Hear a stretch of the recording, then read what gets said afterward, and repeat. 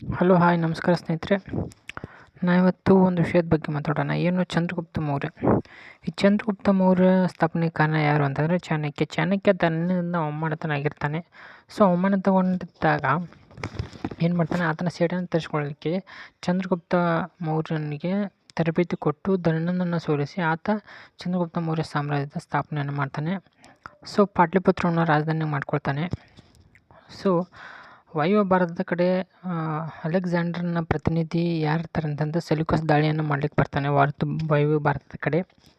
So ಅಲ್ಲಿ ಚಂದ್ರಗುಪ್ತ ಮೌರ್ಯನಿಂದ ಸೋಲ್ಪಡ್ತಾನೆ. ಸೋತು ಒಪ್ಪಂದವನ್ನು ಮಾಡಿಕೊಳ್ತಾನೆ. ಒಪ್ಪಂದವನ್ನು ಮಾಡಿಕೊಂಡ ನಂತರದಲ್ಲಿ 500 ಆನೆಗಳನ್ನು ಚಂದ್ರಗುಪ್ತ ಮೌರ್ಯ ಕಟ್ಕೊಳಿಸ್ತಾನೆ ಮತ್ತು ಅನೇಕ ಪ್ರದೇಶಗಳನ್ನು ಅಫ್ಘಾನಿಸ್ತಾನ್, ಬಲೂಚಿಸ್ತಾನ್, ಸಿಂಧ್, ಪಶ್ಚಿಮ ಪ್ರದೇಶ ಚಂದ್ರಗುಪ್ತ ಮೌರ್ಯನಿಗೆ ಬಿಟ್ಟುಕೊಡ್ತಾನೆ. ಯಾರು? ಸೆಲ್ಯೂಕಸ್.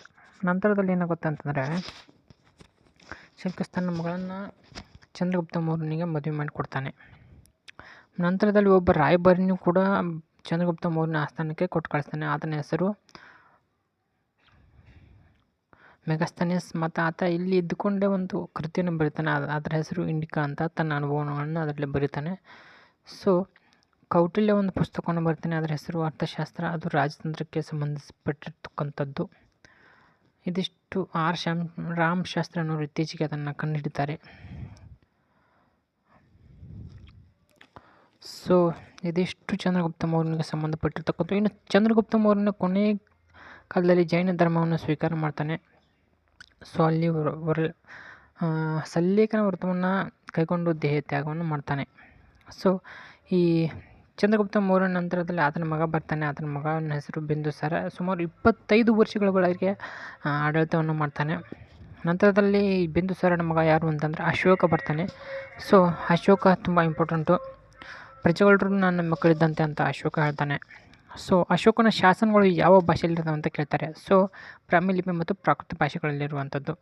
ಸೊ ಕರ್ನಾಟಕದಲ್ಲಿ 9 ಸ್ಥಳಗಳಲ್ಲಿ ಆತನ ಶಾಸನಗಳು ಸಿಕ್ಕಿದ್ದಾವೆ. ಸೊ 17 ಶಾಸನಗಳು ಸಿಕ್ಕಿದ್ದಾವೆ. ಅದರಲ್ಲಿ ರಾಯಚೂರಿನ ಮಸ್ಕಿ ಶಾಸನ ಇಂಪಾರ್ಟೆಂಟ್ ಆಗಿದೆ. ಯಾಕೆ ಇಂಪಾರ್ಟೆಂಟ್ ಆಗಿದೆ? ಬೇರೆ ಎಲ್ಲ ಶಾಸನಗಳಲ್ಲಿ ದೇವನಾಮ ಪ್ರಿಯದರ್ಶಿ ಅಂತ ಮಾತ್ರ ಉಲ್ಲೇಖ ಇದ್ದರೆ, ಈ ರಾಯಚೂರಿನ ಮಸ್ಕಿ ಶಾಸನದಲ್ಲಿ ದೇವನಾಮ ಪ್ರಿಯದರ್ಶಿ ಅಶೋಕ ಅಂತ ಉಲ್ಲೇಖ ಆಗಿರುವಂಥದ್ದು. ಸೊ ಅದಕ್ಕಾಗಿ ಅದು ಇಂಪಾರ್ಟೆಂಟು.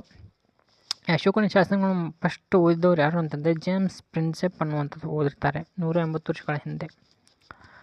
ಸೊ ಇಂಪಾರ್ಟೆಂಟ್ ಅಂತಂದರೆ ಒಂದು ಕಳಿಂಗ ಯುದ್ಧ ಇಂಪಾರ್ಟೆಂಟು ಅಶೋಕನ ಕಾಲದಲ್ಲಿ. ಆ ಕಳಿಂಗದಲ್ಲಿ ಮನಃಪರಿವರ್ತನೆ ಆಗುತ್ತೆ.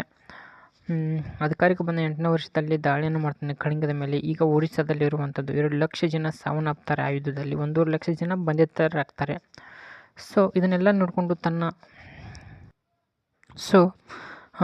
ಇದನ್ನೆಲ್ಲ ನೋಡಿಕೊಂಡು ಯುದ್ಧವನ್ನು ಸನ್ನಿವೇಶ ನೋಡಿಕೊಂಡು ಆತ ಏನು ಮಾಡ್ತಾನೆ ಅಂತಂದರೆ ಇನ್ನು ಮೇಲೆ ಯುದ್ಧ ಮಾಡಬಹುದು, ಧರ್ಮ ಯುದ್ಧವನ್ನು ಮಾಡಬೇಕು ಅಂತ ನಿರ್ಣಯ ಮಾಡ್ತಾನೆ. ಸೊ ಬೌದ್ಧ ಧರ್ಮವನ್ನು ಸ್ವೀಕಾರ ಮಾಡ್ತಾನೆ. ಪಾಟಲಿಪುತ್ರದಲ್ಲಿ 3ನೇ ಬೌದ್ಧ ಸಮ್ಮೇಳನ ಕೂಡ ನಡೆಸ್ತಾರೆ. ಸೊ ಪ್ರಶ್ನೆ ಕೇಳ್ತಾರೆ, 3ನೇ ಬೌದ್ಧ ಸಮ್ಮೇಳನ ಎಲ್ಲಿ ನಡೀತು ಅಂತ. ಪಾಟಲಿಪುತ್ರದಲ್ಲಿ. ಯಾರ ಕಾಲದಲ್ಲಿ? ಅಶೋಕನ ಕಾಲದಲ್ಲಿ. ಸೊ ಈ ಚಂದ್ರಗುಪ್ತ ಮೌರ್ಯನ ಒಂದು ಆಡಳಿತ ಹೇಗಿತ್ತು? ರಾಜ ಮುಖ್ಯಸ್ಥನಾಗಿರ್ತಾನೆ. ಸಲಹೆ ಕೊಡಲಿಕ್ಕೆ ಮಂತ್ರಿಮಂಡಲ ಇರುತ್ತೆ. ಸೊ ಇಲ್ಲಿ ಸಲಹೆ ಕೊಡಲಿಕ್ಕೆ ಮಂತ್ರಿಮಂಡಲ ಕೂಡ ಇರುತ್ತೆ. ಸೊ ಆಡಳಿತವನ್ನು ಅನೇಕ ವಿಭಾಗಗಳನ್ನು ಮಾಡಿರ್ತಾನೆ. ಉನ್ನತ ಅಧಿಕಾರಿಗಳು ಸಹ ಇರ್ತಾರೆ. ಸೊ ಆ ಉನ್ನತ ಅಧಿಕಾರಿಗಳಲ್ಲಿ ಧರ್ಮ ಮಹಾಮಾತ್ರರು ಅನ್ನೋರು ಇಂಪಾರ್ಟೆಂಟು. ಜನರಲ್ಲಿ ಉತ್ತಮವಾಗಿರ್ತಕ್ಕಂಥ ನಡತೆಯನ್ನು ಇವರು ಬಿತ್ತನೆಯನ್ನು ಮಾಡ್ತಾ ಇರ್ತಾರೆ. ಅನಾಥ ವಿಧವೆ ವೃದ್ಧರು ಇವುಗಳೆಲ್ಲರೂ ಒಂದು ಕ್ಷೇಮ ಅಭಿವೃದ್ಧಿಯನ್ನು ಮಾಡ್ತಾ ಇರ್ತಾರೆ.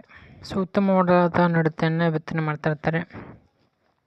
ಸೊ ಸಾಮ್ರಾಜ್ಯವನ್ನು ಪ್ರಾಂತ್ಯಗಳನ್ನು ಗ್ರಾಮಗಳನ್ನಾಗಿ ವಿಭಾಗವನ್ನು ಮಾಡಿರ್ತಾರೆ.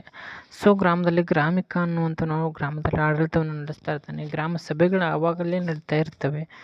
ಗ್ರಾಮದ ಏನೇ ಒಂದು ವಿವಾದಗಳಿದ್ರು ಅಲ್ಲೇ ಬಗೆಹರಿಸ್ತಾ ಇರ್ತಾರೆ. ಒಂದು ವಾಸ್ತು ಮತ್ತು ಮೂರ್ತ ಶಿಲ್ಪಕ್ಕೆ ಸಂಬಂಧಪಟ್ಟ ಹಾಗೆ ಮಧ್ಯಪ್ರದೇಶದಲ್ಲಿ ಸಾಂಚಿ ಸ್ತೂಪ ಇರುವಂಥದ್ದು ತುಂಬ ಅದ್ಭುತವಾಗಿರುವಂಥದ್ದು.